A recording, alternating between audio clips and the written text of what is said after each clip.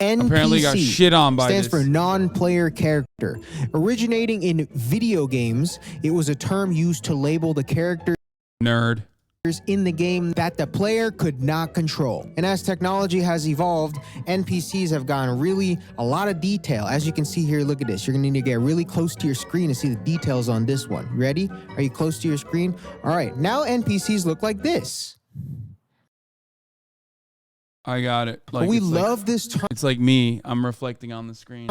We love calling people NPCs, kind of implying we're the main character too. From using it to describe people that listen to Drake, or using it to describe people that really like Marvel movies, to using it as a label for people that live right here. These guys, you people, this area. And I know this is a lot of space, and it's probably a lot of... I mean, it's true, though. I mean, let's be real. That is true. People That's here, facts. maybe. I don't know. I don't think anyone knows, really. But there's no way that God coded the main character of the game to take place here. I'm sorry. That's asking too much. That's like expecting the main boss fight of a video game to take place in the loading screen. Like when Jesus comes back... There's no way he spawns in Oklahoma. But now the term has kind of expanded past its literal meaning and is now used as a word to just kind of describe anything mundane or lacking in personality. Just like the NPC models in a video game, fashion NPCs also look like the devs did not spend any time and just wanted to meet the bare minimum and fill some space. Like we probably all share this memory. Remember the crowd in the Madden games and the 2K games? Swear to God, I saw a couple of y'all in there. I remember faces. I can also spot a Fog Essentials wearer from a mile away. But this is completely normal. In fact, it's actually necessary. We need fashion NPCs, the same way that games need filler in the audience, bro. I'm not gonna draw every single person as an individually unique model. We can't all be players. If everyone's the main character, then no one's the main character. Also, you can't be the main character in Panda Dunks. I'm sorry. I don't know who told you that. Also, I don't care that you and your girlfriend are matching. That's not unique. That's just the devs getting lazy and cloning your model. And with the interest of casually being into fashion at an all-time high, as you can see here, we are also seeing the rise of fashion NPCs. I would like to preface this by saying that I'm aware that this does not help my case of the whole, bro, we can't wear shit around you. I know. This is just a big step in my quest. No, I have that represent, not the hoodie, but like, it's one of my favorite fucking, God damn it. I have the Rouge shorts too. Completionist. There's a million fashion hobbyists and fashion historians, but in no time, I'll be the rank 1 fashion hater. All right, so what specifically makes a fashion NPC? What does that even mean? Your first thought is probably someone who doesn't have any interest in fashion in general and just kind of just wears clothes because it's illegal not to. And I already took L's. This is the most common and obvious case of a fashion NPC, but you'll be surprised at how much deeper it gets. My theory is that a fashion NPC is spawned when something that was otherwise exclusive becomes readily available to the masses. And then even when that evolution happens, people are still left with the mentality of, I have something that you want, but you can't have. And for most, that suffices their wants and needs when it comes. I think a big chunk of this is because, like, in order to be able to fucking engage in fashion, which is an ever-changing concept and sometimes cyclical, you unfortunately have to have a lot of money.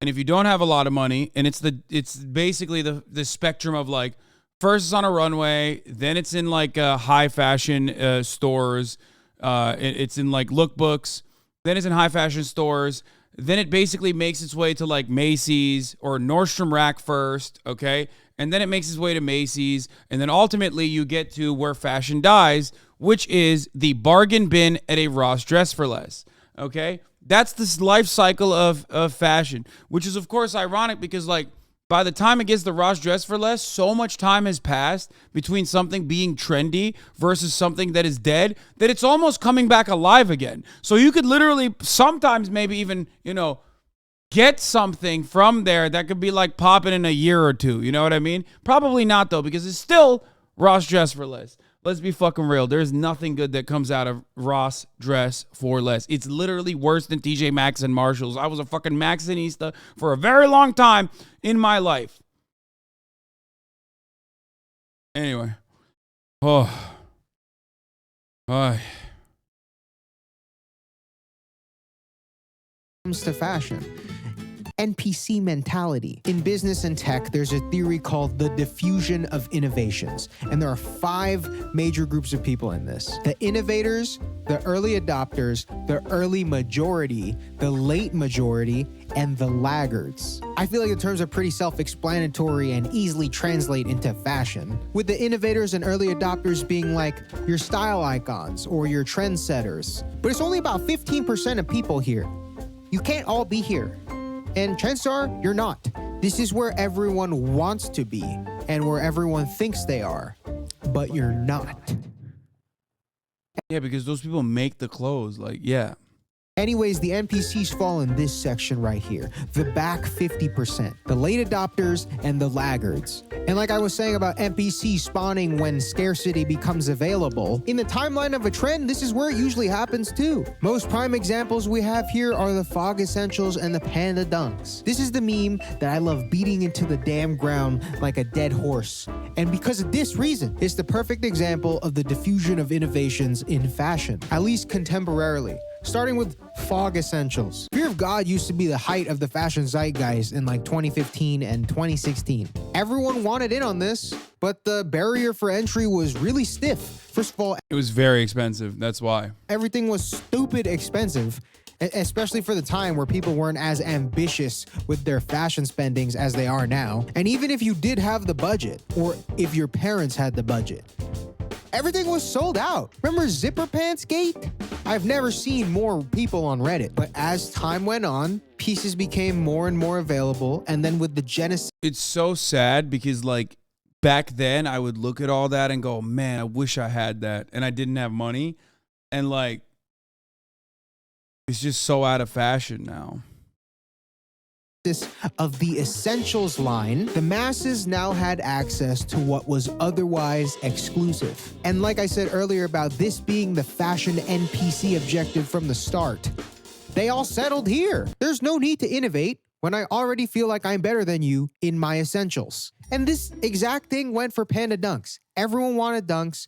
Nobody could get them. Panda Dunks came out, they became super available everywhere, and also so happened to be the easiest colorway to style ever of all time. Dunks still kind of feel exclusive.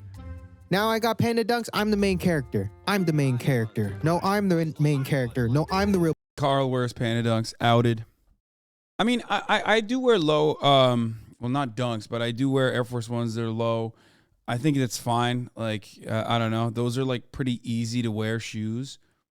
Buzz Lightyear. No, I'm the real Buzz Lightyear. No, I'm the. And it's also not like very expensive. You know what I mean? As far as like shoes goes, it's like a normal shoe. Real Buzz Lightyear. This is just the first level though. This is just the base model of which fashion NPCs can build on. And now we're starting to see the evolution of fashion NPCs across all genres of fashion and not just your basic mallcore or like minimalism. It goes deeper. Rick Owens, a brand that you think to be too exclusive or out there to outfit NPCs, but you will be surprised. Rick NPCs have been spotted all over the globe, usually identified with their strict adherence to the basics, like Ramones or Geos, or just the essentials from the Dark Shadow line, really. The average Rick NPC sticks hard to the path of least resistance. It's just the easiest fit type that you can make in this aesthetic, and you can make. It's just expensive. That's it.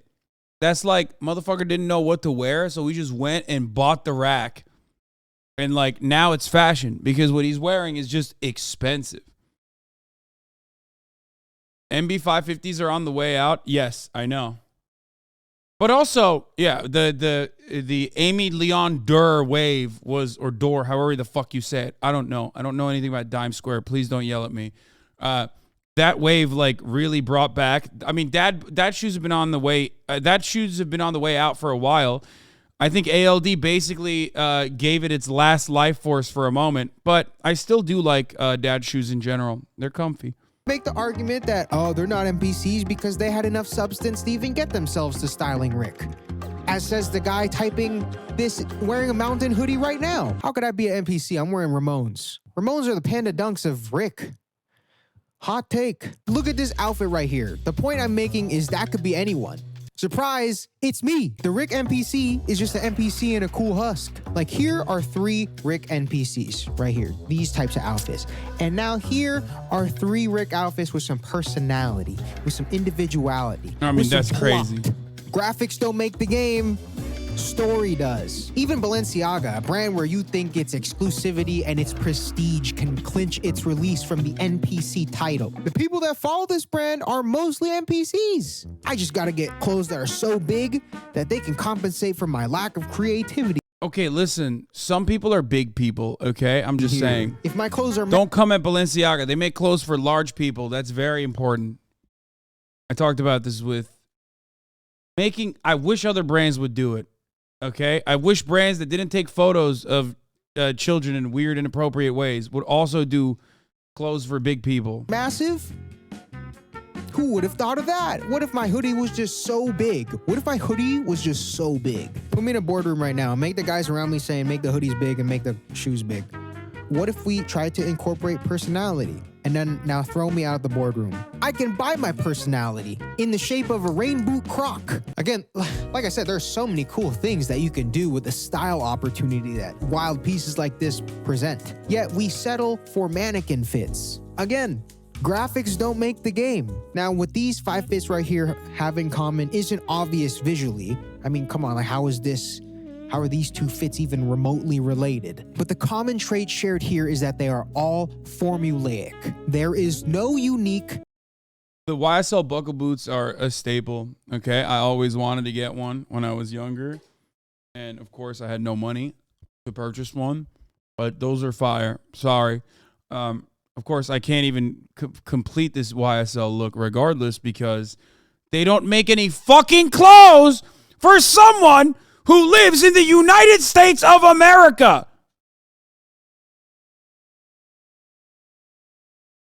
Fuck! You ain't fitting in those pants? No, I do actually fit in the pants. They're very slim, though. But nothing upper body. Anyway. Fit language, which brings us into the last section of this video, which is fit language. So when you think of fit language, right, you probably default to the obvious ones, like Kerwin Frost, Bloody O, Wisdom, Tyrone, you know, the usuals that are just so out there, they're just kind of in their own lane. This girl right here, Hamster Stance, is insane when it comes to identifiability. Her proportions and compositions can be spotted even if I was just squinting at my screen like this. Like if I was like, I don't even know what I'm looking at, but I know that's her. Like, look at this. Like, you can tell that's her. It's just a prime example of maximizing style opportunity on all accounts. But fit language doesn't always have to be this demonstrative and obscure. A lot of the times, it's very oblique and subtle. Someone who I think has very clear fit language despite being very aesthetically simple is Daniel Simmons. Taking a more minimal approach, I feel like the vibe he gives off is there's always that one guy that's like, that's just a big jacket. I can do that. Congratulations, you added nothing to the conversation, but you kind of are right. And that's what's kind of cool. A stand user could be anyone, bro. Shut up. About it. It's nothing crazy. He had a very clear fit language. And also, fit language doesn't necessarily have to lead an aesthetic meta either. Like these two might seem like they're kind of at the top of their influence in their own respective genres. But let me show you something real quick. Let me cook. Just let me cook. Hold up. All right. Inside you, there are 2 Hasans. What? One of these is known for his polarizing political opinions, massive, loyal online audience, and an avid affinity for fashion. The other one's a Twitch streamer. Dude, what? That's fucking bullshit. Hasan Minhaj, 1,000,000% has NPC fits. That's crazy. That's actually crazy. I can't believe he just literally ripped me like this. At least I fucking try, man. Hasan Minhaj, wonderful guy. Wonderful, okay? Actually wonderful guy. Really great dude, which kind of sucks because I want to shit on him sometimes because he's like, oh, come on, bro. Really? Muslim Hasan doing fucking political satire in America? Like, why couldn't we have different lanes? Fuck yourself. But he is a really nice guy, so it's hard for me to say that. But if there's one area where I could shit on him, it's like, yeah, he has a type. He has like a perfect fucking... Like, he actually has like a style that he goes for, but it's like the Panda Dunks of style. I can already see the keks. See what I mean? Massive, loyal audience. I see you, chat. But you know what the difference between these two? Stop! Stop! Enough! Enough!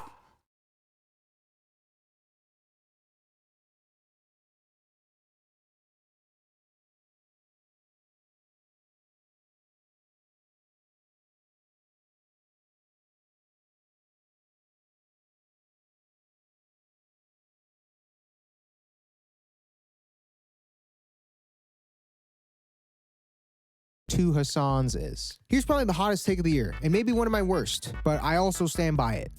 One of these Hasan's has a definitive fit language, and it's probably not the one wearing the H&M bomber. Hasan Piker is a good example of somebody with definitive fit language. You hate to fucking say it, but you love to fucking see it. And you also hate to fucking see it. You probably think I'm trolling, but like I said, let me cook. Let me cook. Take a look at this Let's go! sampler of Hasan fits I got here. Even though some of these might be questionable. Some of these might even be controversial. Hell, some of these might not even be that good. Some of them might even be bad. Agreed. Fair. Facts. Agreed. Not all of them are going to be winners. I say this all the time. Not all of them are going to be winners. I say it all the time. Hell, most of them might even be bad. A lot of them might even be bad. Oh, stop! You know what? Maybe even all of them might No, there's good ones. Shut up. Bro, he keeps us in the DMs when there's a good one. be bad. They might even be disgusting. And when I look at them, I get a bad taste in my mouth and I get nauseous and I want to take a nap. But regardless of your opinion on these fits, there is a very unique and defined aesthetic that most people actively hating in Fog Essentials and Panda Dunks will never fully get a grasp of. Now these fits right here, these guys are probably getting overtime pay being mid. We need to call for the unionization of mid. If you guys are going to be doing this full time, you might as well get benefits with paid leave. And at the end of the day though, what you find appealing is subjective. This all comes back down to this, but it's how you incorporate those elements is what separates you from the crowd. Honestly, being a fashion NPC is fine, especially if it's not your goal to dress further than what the trends supply. But if you want to feel like the main character, you got to give us a reason why you deserve some space in the plot. And the same thing goes for your online. Actually, though, Hasan Core might be trash, but it's definitely distinctive. No, it's not trash.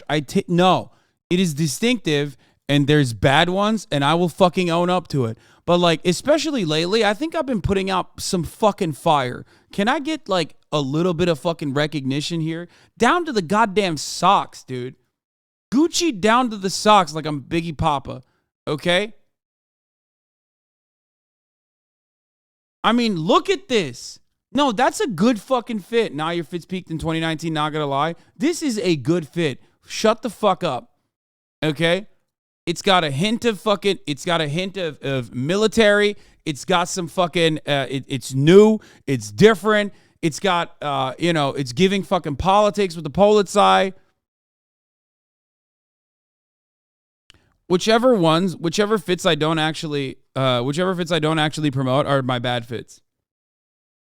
But if you were to hate on this, you're lying. These are perfectly fine. This is a well put together, well crafted, well thought out fit.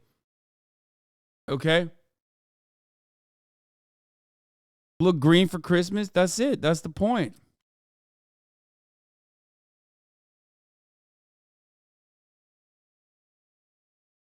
Are those the cargo pocket pants from that expensive store? No, they're like keep, so they are expensive, and but they're not cargo.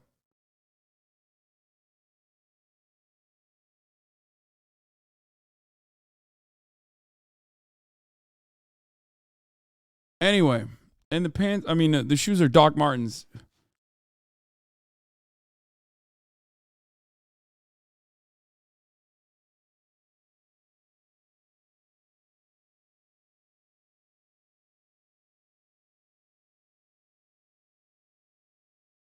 Anyway, Chad needs to understand that it doesn't need to have a pattern to be fashion. Yeah, that's what it is. Yeah, the shoes are Doc Martens. I saw this and it reminded me of you, Virgil Inspo. I mean, yeah, I would rock the shit out of this. I have rocked very similar fits to exactly this. I mean, the difference, of course, is that it's like very from a long ass time ago.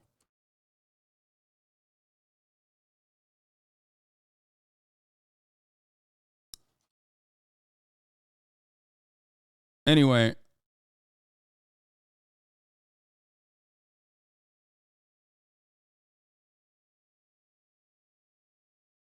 that was a good fit. I stand by this fit from yesterday. Okay, let's see here.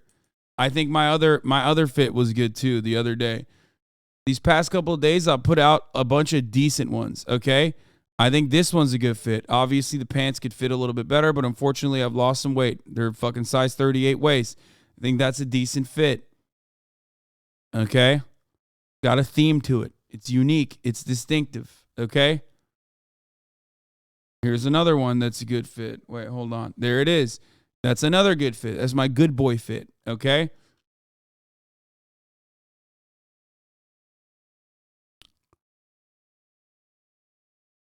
These are good fits. They're distinctive. They're good. A lot of people want to fucking talk shit. Another good one is obviously the Gucci one. That one is a little bit more obvious. Like, that one is just me relying on a fucking designer to put together you know. Yeah, if you change the shoes on that one, yeah, I mean, I'm inside, man. I didn't actually wear those as shoes. Those are my Uggs. Anyway.